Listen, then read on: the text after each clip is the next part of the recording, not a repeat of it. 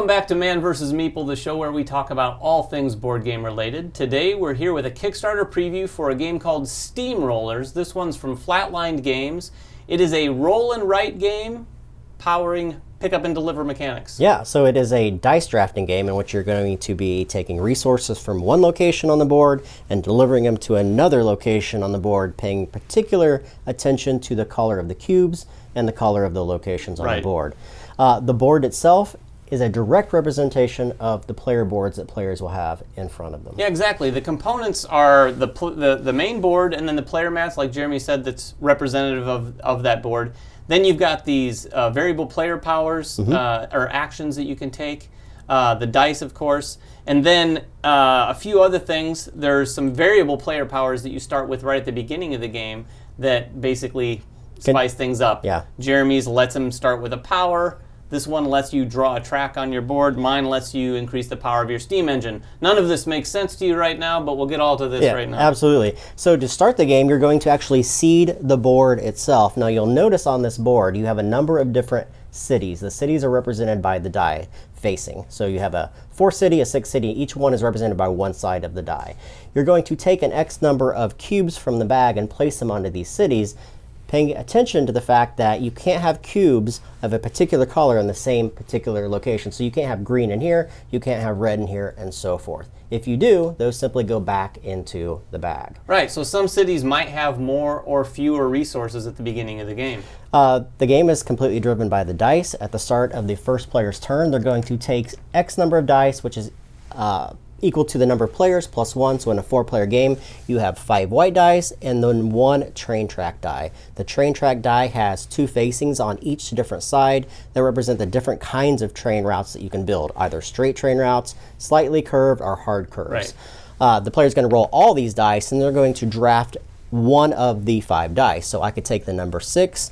When you take that, you get to do one of 4 possible actions. Yeah, there's a few different things that are done with these die. You take a die, and the first thing you can do is simply draw a track or build a track on your map. So you're going to do this.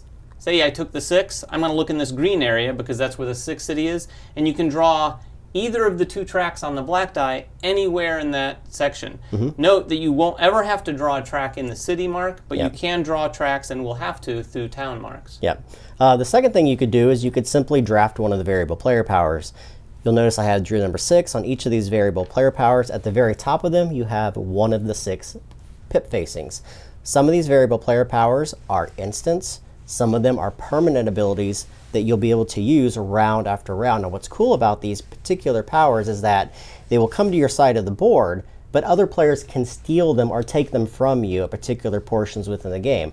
Very much like a game we just played called Whistle Stop, which had that same type of cool mechanic where you're drafting them. You want to keep these, you want to use them, but you know that players can take them from you at any given time. Yeah, and also note that some of these have, well, they all have victory points. Yeah. Some positive, just ones, and then some negatives. Those are the more powerful tiles. Yeah. So it really changes the game up quite a bit, and it's really nice because not one player can abuse a tile as long as other players don't let them.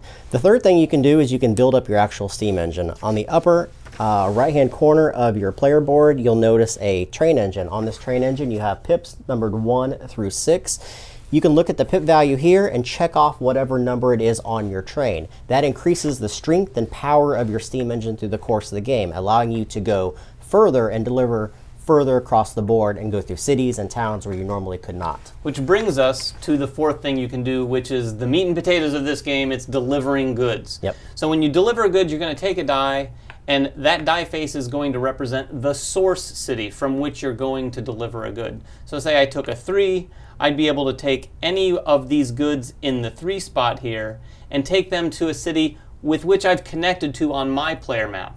You have to connect it on your map and have a steam engine to get you there. Yep. Say, for instance, I've taken the 3 die, which would allow me to take one of the goods, for instance, the yellow, and deliver it to the yellow city. Now, the interesting thing here is, depending on how I've connected those 2 cities, is going to have an impact on the points. Yes. If I have a direct route, it's 1 point. Now, if I've connected it through a town that's 2 links, so it's 2 points. So you have some benefit to building more complex routes because those deliveries are going to then score you more points. But it's just going to take you longer to get there. But remember, you have to make sure that your steam engine is powerful enough. So in order for David to get 6 victory points, he has to have a steam engine that has all 6 of his things checked off, and he has to have a route that goes through 5 different towns or cities. Yeah, it's a very rare thing in this game. You could go from maybe red to blue and get something like that going. Yeah. But there's a lot of investment throughout the game before you can do that. So one of the things about this game is you can either play the long game and then score a bunch of points, or score a bunch of points throughout.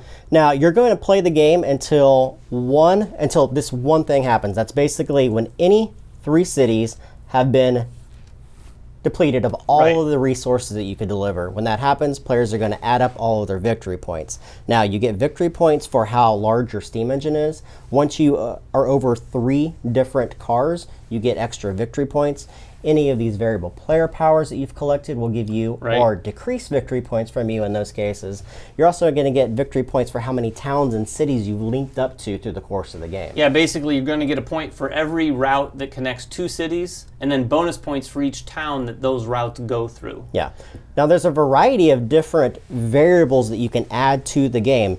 As we've mentioned at the very beginning, you have variable player powers. You can or can't play with these if you so choose. There's also a number of contracts that you can fulfill through the course of the game. There's 6 of them. These contracts are going to be splayed out just like these that you see here, and players can try to earn these through the course of the game. Now, anytime you deliver goods in the game, they typically go back into the yellow bag that you see over there.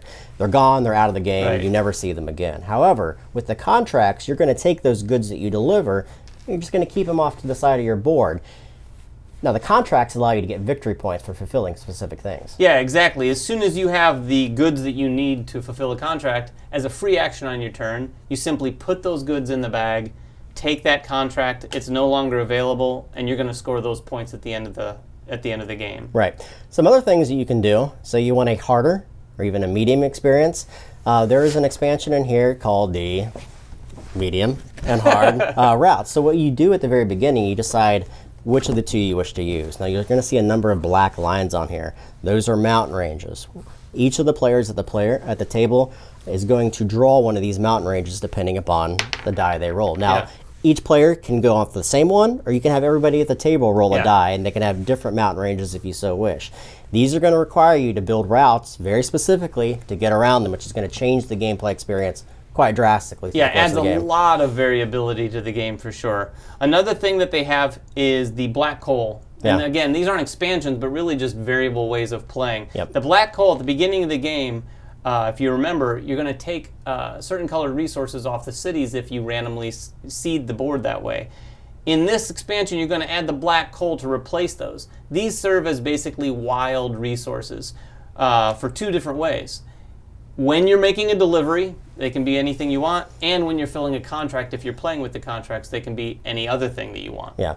It's a very cool game, guys. It takes 30 to 45 minutes to play for 4 players. Very short, very quick, too. It's a very fast pace because one player's rolling the dice and everyone's kind of almost taking a turn based off of that. Yeah, turns can act very quickly. You're simply, drawing a route, delivering a good, taking something, and it's over before you know it. So if you guys are interested in the game, go check it out on the Kickstarter page. If you guys have questions about it, ask them in the comments. We've played it enough times to answer those for you. We'll also have the designer come onto the forums and answer any other questions that you may have about the Kickstarter itself. Follow us on Twitter, like us on Facebook, and everything else that we do here at Man vs. Meeple, and we're going to catch you guys next time.